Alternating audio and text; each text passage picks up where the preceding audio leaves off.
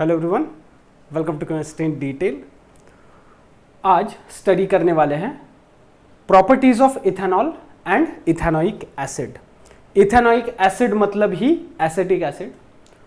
अब प्रॉपर्टीज दो तरीके की होती हैं, physical properties as well as chemical properties.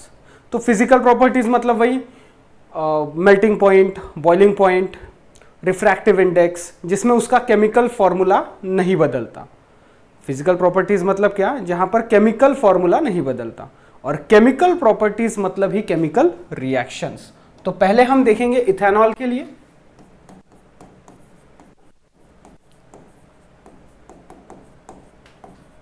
Ethanol,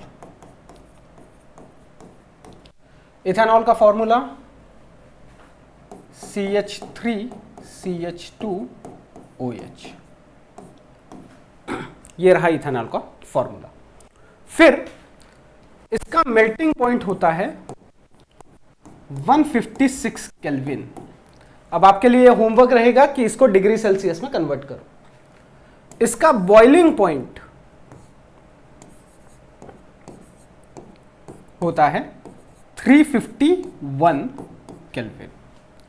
ये फिजिकल प्रॉपर्टीज हो गई। और बाकी फिजिकल प्रॉपर्टीज में ये कुछ कुछ रिएक्शंस में काम आता है। टिंचर ऑफ आयोडीन एक मेडिसिन होती है, उसमें इथेनॉल काम में आता है। ये हो गया। उसके बाद में बहुत सारी जो कफ सिरप्स होती है, खांसी की दवाई, उसमें भी इथेनॉल का प्रेजेंस होता है। इसीलिए आप कभी ऑब्जर्व कीजिएगा, अगर आप खांसी की दवाई लेते हैं तो आपको ड्राउजीनेस फील होता है, बहुत ज़्यादा नींद आती है। उसके बाद में प्योर इथेनॉल बॉडी के लिए हाईली लीथल होता है, डेडली होता है, डेंजरस होता है। फिर भी लोग उसे कंज्यूम करते हैं in the form of beer, champagne या vodka. All the alcoholic drinks जो होते हैं, इथेनॉल उसका मेजर कॉन्स्टिट्यूएंट होता है। हालांकि लोग कितना भी मतलब डॉक्टर सजेस्ट करे कि लोगों ने ड्रिंक नहीं करना चाहिए, इथेनॉल कंज्यूम नहीं करना चाहिए, उसके बावजूद भी ये वाइड स्प्रेड प्रैक्टिस है कि लोग इथेनॉल कंज्यूम करते हैं। एक और चीज, जो मिथेनॉल होता है CH3OH, मिथाइल अल्कोहल या फिर मिथेनॉल, इसका थोड़ा सा डोज भी अगर कोई व्यक्ति इसे कंज्यूम करता है तो उसकी डेथ भी हो सकती है। यह हो गई फिजिकल प्रॉपर्टीज। अब देखेंगे केमिकल प्रॉपर्टीज, मतलब केमिकल रिएक्शंस। दो रिएक्शंस हमें सिलेबस में है। पहली reaction CH3CH2OH, this is what, ethanol plus sodium solid metal. तो क्या बनेगा यहां पर, ये रिएक्शन डायरेक्ट लिख रहा हूं, C2H5। CH3CH2 को मैंने यहां पर C2H5 ONA। इसका नाम है sodium ethoxide plus half H2 gas. Theory कैसे लिखेंगे, when ethanol reacts with sodium then results in the formation of sodium ethoxide and release of hydrogen gas. ये एक रिएक्शन। और दूसरी रिएक्शन जो सिलेबस में है वो है एलिमिनेशन रिएक्शन का एग्जांपल, CH3CH2OH। OH यहां राइट साइड में नहीं, ऐसे नीचे लिखा है। फिर CH3 को मैंने CH2H लिखा है, CH3 को लिखा है CH2H और ये CH2OH। इसे जब हम हीट करेंगे in presence of concentrated sulphuric acid, थोड़ा सा कॉन्सेंट्रेटेड सल्फ्यूरिक एसिड डालो, हीट करो, तो ये वाटर मॉलिक्यूल को एलिमिनेट कर देगा और बन जाएगा CH2 डबल बॉन्ड CH2। क्या है ये, 2 कार्बन का अल्कीन इथीन प्लस H2। अब इसके लिए थ्योरी कैसे लिखेंगे, हालांकि पहली रिएक्शन के लिए मैंने थ्योरी लिखकर नहीं बताई, लेकिन मैंने डिक्टेट की, इसके लिए लिखकर बताता हूं। when ethanol is heated in presence of concentrated H2SO4, then ethene is formed with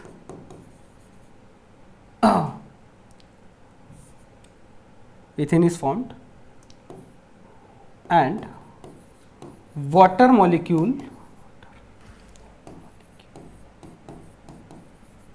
is eliminated। और ऐसी रिएक्शन जिसमें किसी केमिकल फॉर्मूले से वाटर मॉलिक्यूल निकल रहा है, उस रिएक्शन को कहा जाता है डिहाइड्रेशन रिएक्शन। इसको ध्यान में रखेंगे, इस वर्ड को, ये फ्यूचर में बहुत काम में आएगा हायर क्लासेस में। किसी रिएक्शन में अगर रिएक्टेंट में से, एक ही रिएक्टेंट में से वाटर मॉलिक्यूल अगर निकल जाए तो उस रिएक्शन को कहा जाता है डिहाइड्रेशन रिएक्शन।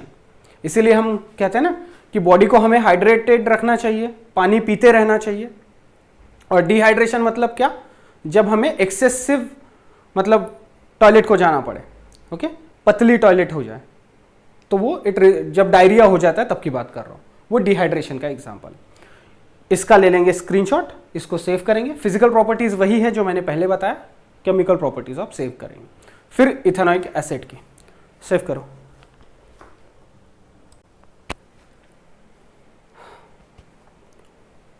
चलिए अब देखते हैं properties of ethanoic acid.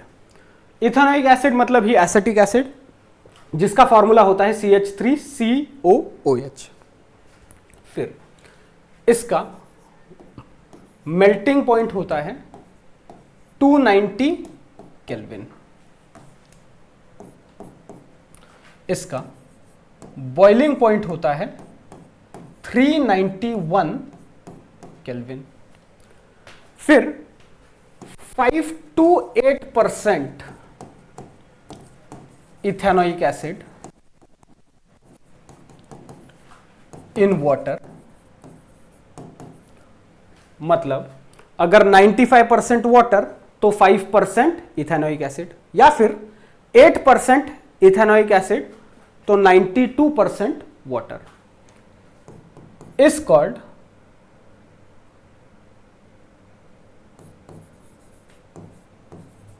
Vinegar.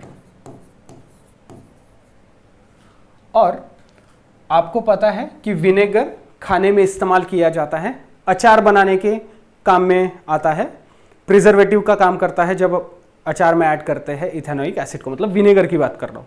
5 से 8% ethanoic acid in water, it is called vinegar. Vinegar का इस्तेमाल हम करते हैं फूड के फॉर्म में, फूड प्रिजर्वेटिव के फॉर्म में। अचार को अच्छा रखने के लिए विनेगर का इस्तेमाल होता है। चाइनीज फूड में भी विनेगर का इस्तेमाल होता है। और pure ethanoic acid freezes during the winters.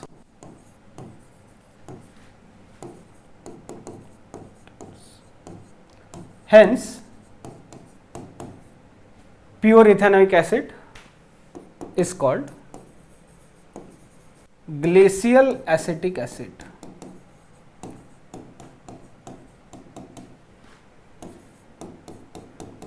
Pure ethanoic acid को क्या बोलते हैं? Glacial acetic acid.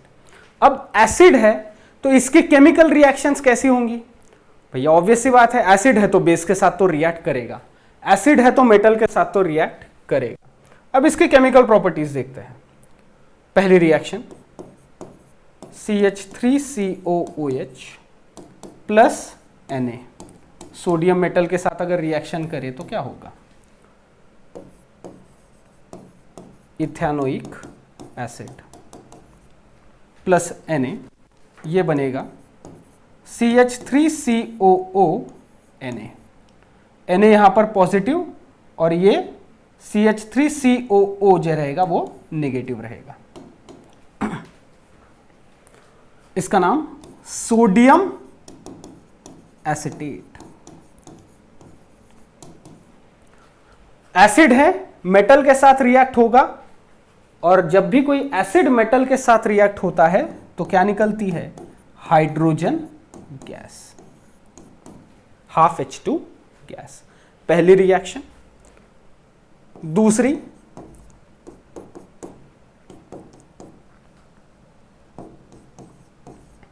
CH3COOH अगर बेस के साथ रिएक्ट हुआ तो क्या बनेगा? Acid react with base to form salt and water, CH3COONA। वही प्रोडक्ट बनेगा जो ऊपर वाली रिएक्शन में बना है। बस ऊपर वाली रिएक्शन में हाइड्रोजन गैस रिलीज हो रहा है, इस रिएक्शन में वाटर मॉलिक्यूल बनेगा। न्यूट्रलाइजेशन रिएक्शन का एग्जांपल है, acid react with base to form salt and water, that reaction is called neutralisation reaction.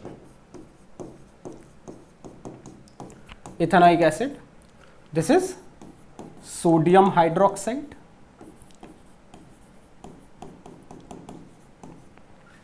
क्या बनेगा? Sodium ethanoate. Along with water molecule. दो रिएक्शन हो गई और इसकी 2-3 रिएक्शंस बची हुई है। पहले इसको सेव करो।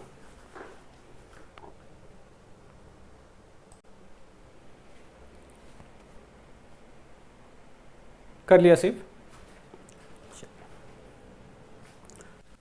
तो इथेनोइक एसिड की एक और रिएक्शन, CH3COOH प्लस Na2CO3, क्या बनेगा यहां पर? सोडियम इथेनोइक एसिड के साथ सोडियम इथेनोएट बनाने की कोशिश करता है। तो कितने सोडियम है? 2। तो हमें यहां पर एसिटिक एसिड भी लगेंगे 2। एसिटिक एसिड मतलब ही इथेनोइक एसिड। प्रोडक्ट बनेगा CH3COONA। लेकिन 2 Na है, रिएक्टेंट भी लगे 2, प्रोडक्ट भी बनेंगे 2। फिर यहां पे गलती करके H2CO3 मत लिख देना, यहां पर बनेगा H2O प्लस CO2। CO2 बनता है गैस की फॉर्म में। एक प्री बोर्ड एग्जाम के सैंपल क्वेश्चन पेपर में मैंने देखा था, ये रिएक्शन दी हुई थी और पूछा था कि कौन सी गैस इवॉल्व होती है। तो आंसर है कार्बन डाइऑक्साइड। ये आपको आना चाहिए, एमसीक्यू का क्वेश्चन था। चलिए, अब ethanoic acid, sodium carbonate, products के नाम आप खुद लिखेंगे। फिर CH3COOH प्लस NaHCO3, क्या बनेगा? वही बनेगा जो ऊपर वाली रिएक्शन में प्रोडक्ट बना है, CH3COONA plus H2O plus CO2। बस यहां पर हमें रिएक्शन को बैलेंस करने की जरूरत नहीं है। एक ही सोडियम है तो एक ही इथेनोइक एसिड लगेगा। फिर one of the most important reaction of ethanoic acid. Thumbnail क्या है इस वीडियो का? Properties of ethanol and ethanoic acid. अब दोनों की रिएक्शन आपस में करो। यहां देखिए, CH3COOH प्लस इथेनॉल का फॉर्मूला CH3CH2OH। यहां ध्यान देंगे, इथेनॉल को उल्टा लिखा है मैंने, CH3CH2OH।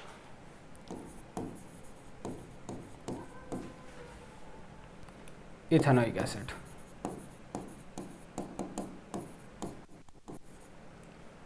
अब यहां से वाटर मॉलिक्यूल एलिमिनेट होगा,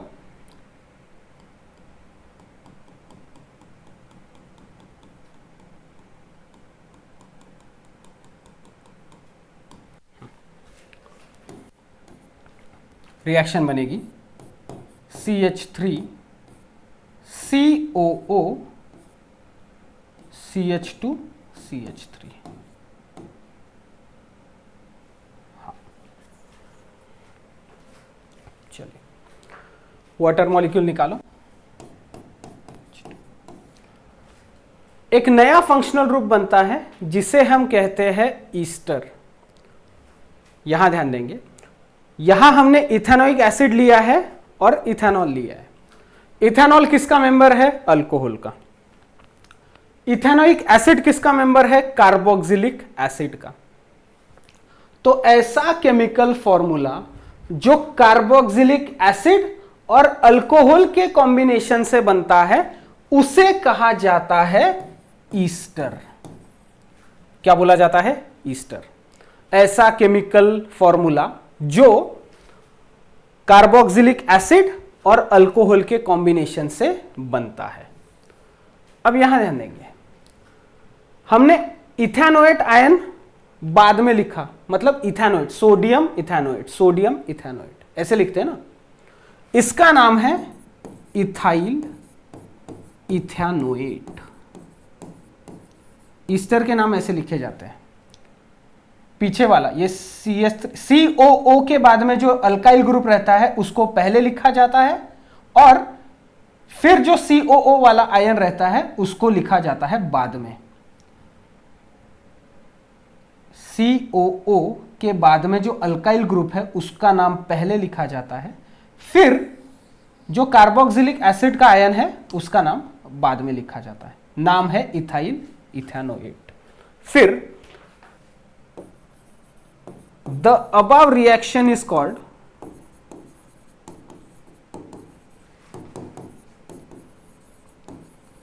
esterification reaction।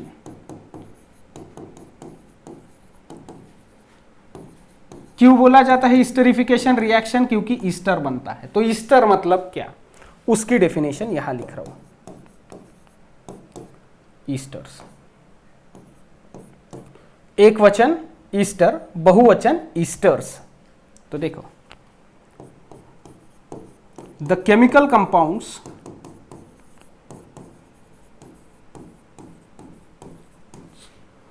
which are formed as a result of a reaction between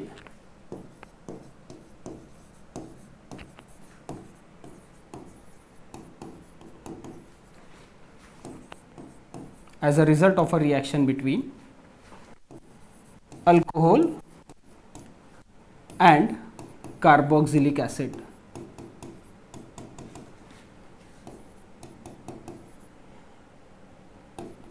are called as esters।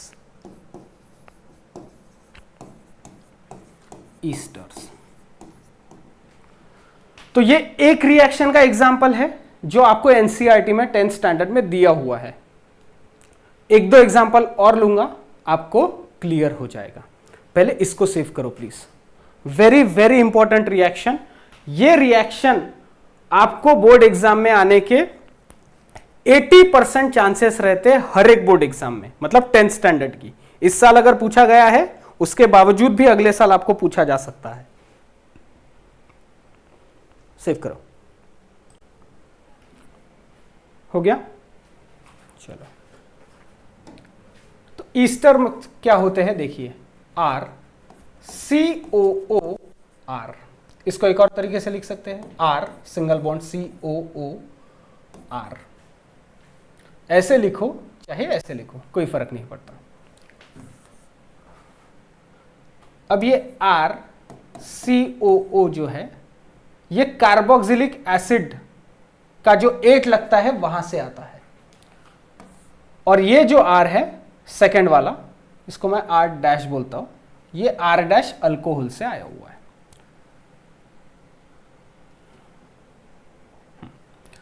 इसका IUPAC नाम है अल्काइल अल्कैनोएट। अल्काइल अल्कैनोएट। तो बाद में जो R है अल्काइल, उसका नाम पहले लिखा जाता है और फिर ये कार्बोक्सिलिक एसिड का अल्केनोइड बाद में लिखा जाता है। एक और एग्जाम्पल लेते हैं। एस्टरिफिकेशन रिएक्शन मतलब क्या? कार्बोक्सिलिक एसिड और अल्कोहल के बीच में हुई रिएक्शन।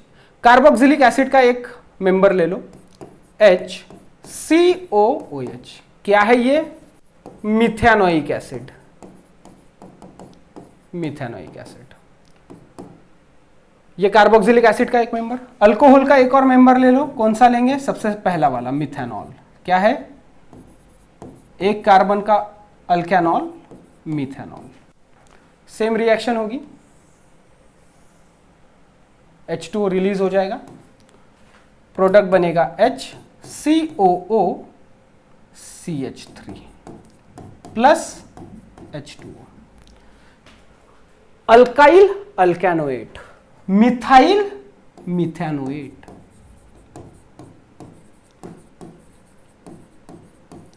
मिथाइल मिथेनोएट बुक में जो दिया है, जो इसके पहले मैंने एग्जांपल बताया था वही है, ये अपन एक एक्स्ट्रा का एग्जांपल ले लिए। चलिए, ये जो अल्काइल है ये वाला है, ऐसे लिखता हूं ताकि आपको बिल्कुल भी कंफ्यूजन ना हो। बाद में जो अल्काइल ग्रुप लिखा है उसका नाम पहले और ये अल्केनोइक आयन बाद में। फिर एक रिएक्शन जो आपको बुक में है ईस्टर की, वो भी कौन सा? इथाइल इथेनोएट वाले, इथाइल इथेनोएट। इसकी रिएक्शन अगर हम सोडियम हाइड्रोक्साइड के साथ में करें, ईस्टर प्लस सोडियम हाइड्रोक्साइड, तो क्या बनेगा? यहां बनता है सॉल्ट। अब सॉल्ट मतलब इसका पॉजिटिव और एसिटेट CH3 COONA प्लस अगला मेंबर बनेगा इथेनॉल CH3 CH2OH, इथेनॉल। और ये सोडियम एसिटेट या फिर सोडियम इथेनोएट। ये रिएक्शन भी आपको बुक में है, इथाइल इथेनोएट। ओके, चलिए यहां पर इथेनॉल और इथेनोइक एसिड दोनों की केमिकल प्रॉपर्टीज और उन दोनों के रिएक्शन से जो बनता है ईस्टर, उसकी भी केमिकल प्रॉपर्टीज कंप्लीट होती हैं। कौन सी? जो 10th स्टैंडर्ड में है। इसके बाद में हम देखेंगे कैटनेशन प्रॉपर्टी क्या होती है और फिर वीडियो हम वाइंड अप कर देंगे। इसको पहले सेव करो प्लीज।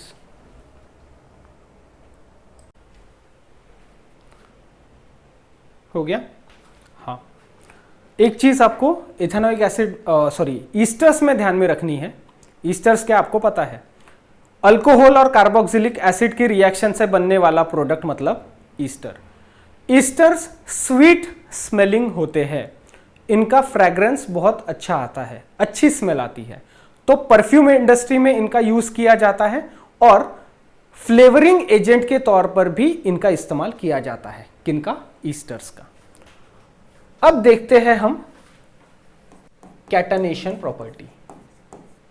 कैटनेशन किसे कहते हैं? कैटनेशन प्रॉपर्टी डेफिनेशन लिखता हूं, the ability of self linking of atoms of an element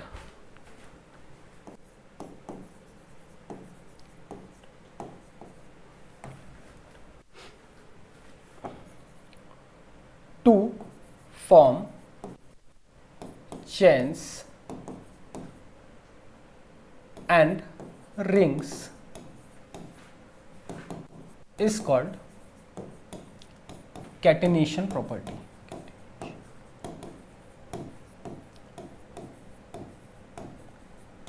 क्या बोल रहा है? The ability of self-linking of atoms of an element to form chains and rings is called catenation property. Example, सिर्फ 3 oxygen ही line से जुड़ सकते हैं। ये है ओजोन मॉलिक्यूल। इसमें बीच वाला ऑक्सीजन रहता है पॉजिटिव और एक ऑक्सीजन रहता है निगेटिव। जो सिंगल बॉन्डेड ऑक्सीजन है वो निगेटिव, जो ट्रिपल बॉन्डेड ऑक्सीजन है जिनके 3 बॉन्ड बने, इधर डबल बॉन्ड और इधर सिंगल बॉन्ड, टोटल 3 बॉन्ड बनाए बीच वाले ऑक्सीजन के एटम ने, तो ये पॉजिटिव और ये वाला न्यूट्रल। ज्यादा से ज्यादा कितने? 3 लगे हुए। सिलिकॉन ज्यादा से ज्यादा 7 से 8 एटम्स आपस में जुड़ सकते हैं, लेकिन कार्बन 10 कार्बन मिलकर हाइड्रोकार्बन चेन बना सकते हैं, 20 कार्बन मिलकर हाइड्रोकार्बन चेन बना सकते हैं, 100 कार्बन मिलकर भी हाइड्रोकार्बन की चेन बना सकते हैं, और कॉम्प्लिकेटेड रिंग स्ट्रक्चर्स भी बना सकते हैं। मतलब अगर हायर क्लासेस में जब आप कार्बन के स्ट्रक्चर्स देखोगे, कार्बन स्केलेटन्स, तो आपको दिखेगा रंगोली की तरह ही डिजाइन में उनके स्ट्रक्चर्स होते हैं। हीमोग्लोबिन का स्ट्रक्चर हो गया, मायोग्लोबिन का स्ट्रक्चर हो गया, मेरे हायर क्लासेस के वीडियोस में वो आपको दिख ही जाएंगे। तो जैसे हाइड्रोकार्बन बनता है तो हाइड्रोसिलिकॉन भी बनता है। सिलिकॉन का एटॉमिक नंबर कितना है? 14। ओके, तो ज्यादा से ज्यादा 7 या 8 सिलिकॉन एटम मिलके हाइड्रोसिलिकॉन बना सकते हैं, लेकिन वो बहुत ही ज्यादा रिएक्टिव होते हैं। लेकिन कार्बन ऐसा नहीं है। कार्बन बहुत सारे एटम मिलके हाइड्रोकार्बन चेन बना सकता है, और वो रिंग्स भी बनाता है। यहां पर देखिए, रिंग्स इस वर्ड का इस्तेमाल हुआ है। CH3 CH2 CH3 क्या है ये? प्रोपेन। अब टर्मिनल पोजीशन का एक हाइड्रोजन कम कर दो,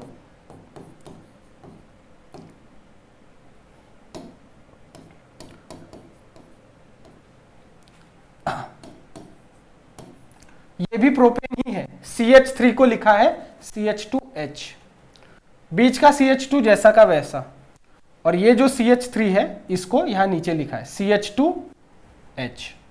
यहां पर टर्मिनल पोजीशन का एक हाइड्रोजन कम करो, टर्मिनल पोजीशन का एक हाइड्रोजन कम करो, इस तरीके से दिखेगा। पहला और तीसरा इन दोनों कार्बन एटम पे फ्री वैलेंसी जनरेट हुई, तो फ्री वैलेंसी आपस में नहीं जुड़ सकती क्या? बिल्कुल जुड़ सकती है। इसको बोला जाता है साइक्लोप्रोपेन। हालांकि इसका फॉर्मूला, मॉलिक्यूलर फॉर्मूला आपको दिखेगा अल्कीन की तरह, प्रोपीन की तरह, 3 carbon 6 hydrogen, this is C3H6, और C3H6 मतलब क्या? प्रोपीन। लेकिन जो फॉर्मूले होते हैं CnH2n+2, CnH2n+1, CnH2n, CnH2n-2, ये सभी फॉर्मूले लागू होते हैं किसके लिए? जो सीधी हाइड्रोकार्बन चेन होती है टर्मिनल पे से लेकर तो दूसरे टर्मिनल तक, ये रिंग स्ट्रक्चर हो गया साइक्लोप्रोपेन। इसको रिप्रेजेंट किया जाता है एक ट्रायंगल से, बड़ा वाला ट्रायंगल, ऐसा, वो हीट वाला ट्रायंगल नहीं। Similarly CH2 CH2 CH2 CH2, कितने कार्बन? 4 कार्बन। सभी जगह अपने को सिंगल बॉन्ड्स दिख रहे हैं, कहीं पर भी डबल बॉन्ड दिख रहा है क्या? नहीं। इसको रिप्रेजेंट किया जाता है ऐसे स्क्वायर से, इसका नाम साइक्लोब्यूटेन। तो रिंग बनाने के लिए कम से कम कितने कार्बन एटम चाहिए? तो कम से कम 3 कार्बन एटम चाहिए। साइक्लोप्रोपेन, साइक्लोब्यूटेन, तो ऑब्वियस सी बात है साइक्लोपेंटेन भी बनता होगा। हाँ, बिल्कुल बनता है।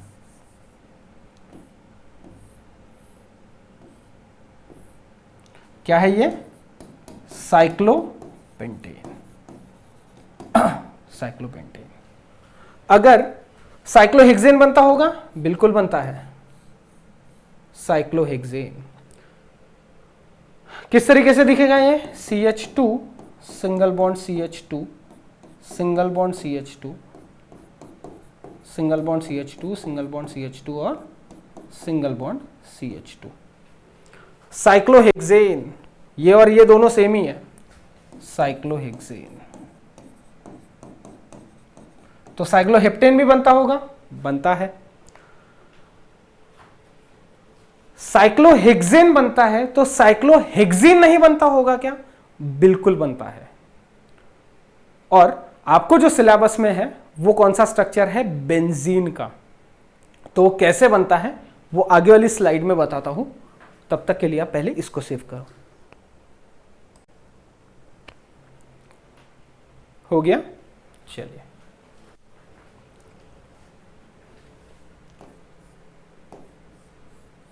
क्या है ये?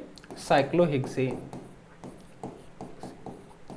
ये भी मैंने एक सैंपल क्वेश्चन पेपर में देखा था, ये दिया हुआ था, स्टूडेंट्स कंफ्यूज हो गए और बेंजीन का स्ट्रक्चर बोल रहे थे। ये साइक्लोहेक्सेन है। एक हेक्सागोन निकालो, एक डबल बॉन्ड दे दो, इसका नाम साइक्लोहेक्सीन। एक डबल बॉन्ड आया, 6 कार्बन, 1 2 3 4 5 6, साइक्लोहेक्सीन। तो सिमिलरली साइक्लोहेक्साइन नहीं रहता होगा? बिल्कुल रहता है। ट्रिपल बॉन्ड में यहां दिखा रहा हूं, जरूरी नहीं हर बार यहां पर दिखाएं, कहीं पर भी दिखा सकते हैं। साइक्लोहेक्साइन। और जो बेंजीन का स्ट्रक्चर होता है वो इस तरीके से होता है। इसका नाम बेंजीन, इसका IUPAC नाम है 135 साइक्लोहेक्सेट्राइन। वो आप 11th स्टैंडर्ड में पढ़ेंगे। इसका स्ट्रक्चर या तो ये आपको MCQ में पूछा जाएगा या फिर ये वाला स्ट्रक्चर जो मैं ड्रॉ कर रहा हूं।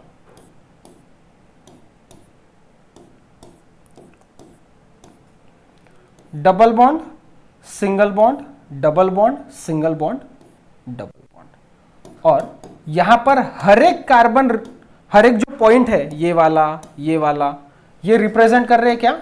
एक कार्बन, उसको लगा हुआ एक हाइड्रोजन, एक कार्बन, उसको लगा हुआ एक हाइड्रोजन, एक कार्बन, उसको लगा हुआ एक हाइड्रोजन।